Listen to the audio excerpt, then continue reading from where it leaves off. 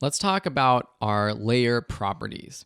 To do that, I'm going to delete this red circle, but I'm also going to just leave this blue circle on and our photo.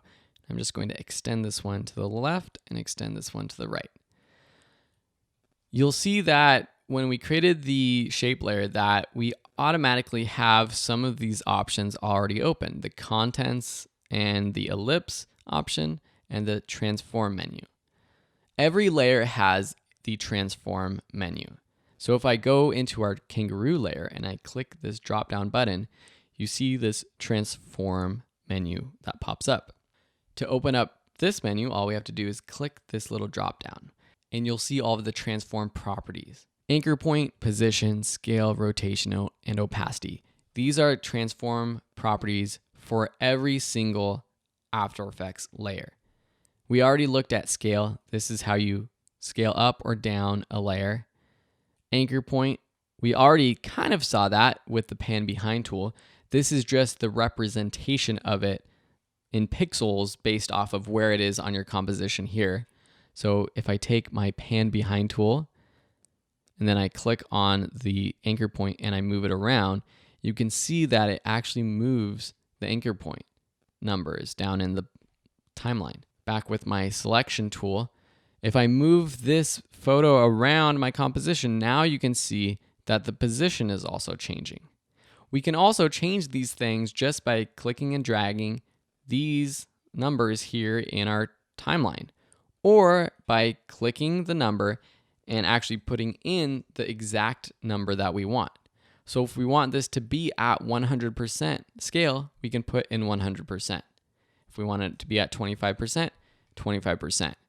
You'll see two percentages for the scale, and that's the width and the height percentage. And these are typically locked, which you can see with this little link icon, which is the constrained proportions option. If I want to be able to edit the scale of the width and height individually, I can click on that to unlock it. And now I can stretch this photo with the different scale for width and height. So you can see this is also scaling from the anchor point. So it's scaling from this point.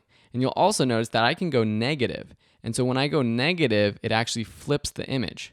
If you want it to flip exactly from the center, an easy way to put the anchor point in the exact center is to hold the Command and Shift buttons down. And you can see now, as I drag the pan behind tool around, you see these crosshairs pop open, and this helps you, and it kind of locks the anchor point to the center horizontal and the vertical center lines. If we want it to be in the center, we can drag it and it snaps it to the center.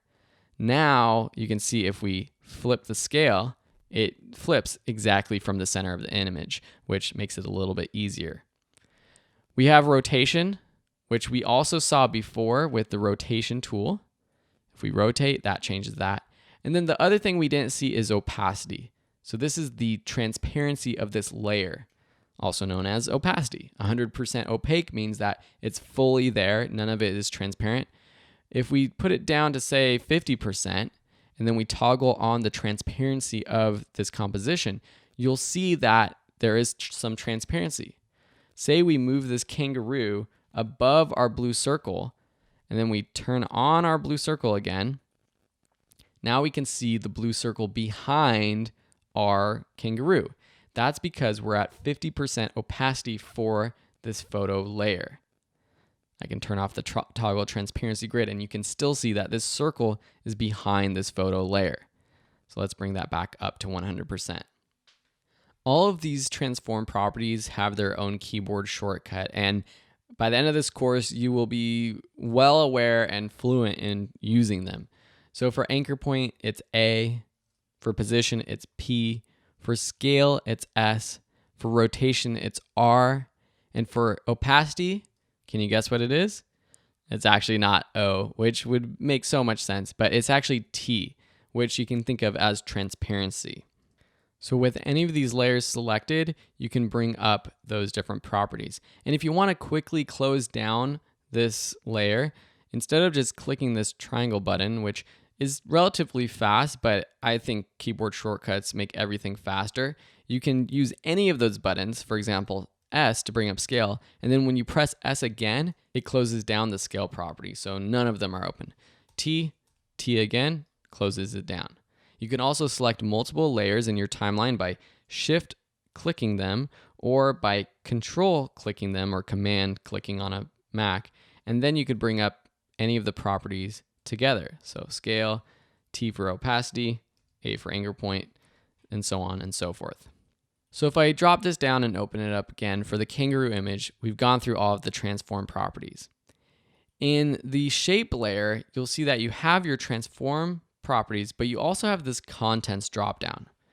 This is different for shape layers, and you'll see this with shape layers. You won't see the contents for layers like photos.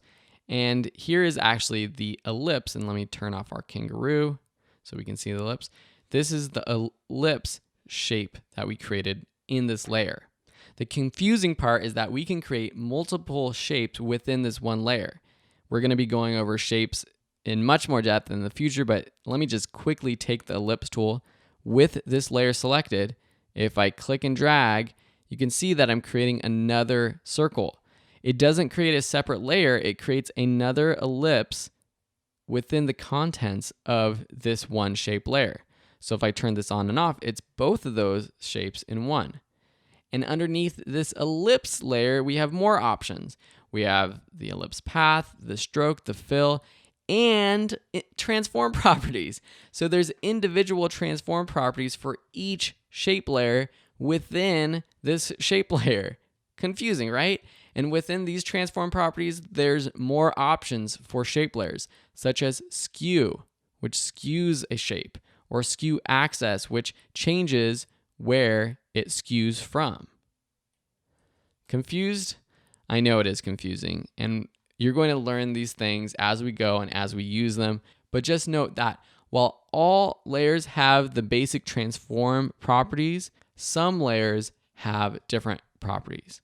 For example, the mask layer. So let me delete the blue circle, which deletes both of those circles we created. Actually, let me undo that and show you that you can drop down our contents folder, and then if you want to just delete one of these ellipses, we can select that ellipse and then delete it. If you want to delete the whole layer entirely, just select the layer itself and not the content layer down below and delete. So if I turn on the kangaroo, then we create a mask. Do you remember how we did that? We went up and used the shape tool, such as the rounded rectangle tool or the pen tool. Let me show you the polygon tool because that's a good one to know too. With this layer selected, now I click and I drag and I have this polygon. It starts out as a pentagon with 5 points. Now we have this mask, which is another option underneath this layer. So if I open up the mask tool, we have mask properties, feathers, opacity, expansion, all of these things you can adjust the same way by clicking and dragging to the right or left, or by clicking and inputting a specific number. I think that's a lot to grasp right now. Go ahead and play around with your layers, play around with your timeline, play around with all of these properties for your different layers. And in the next section, we're going to jump right into animating in After Effects. It might sound confusing, but once you know the basics of it, it actually is relatively simple. So get comfortable with everything that we've learned in this section so far, and I'll see you in the next one.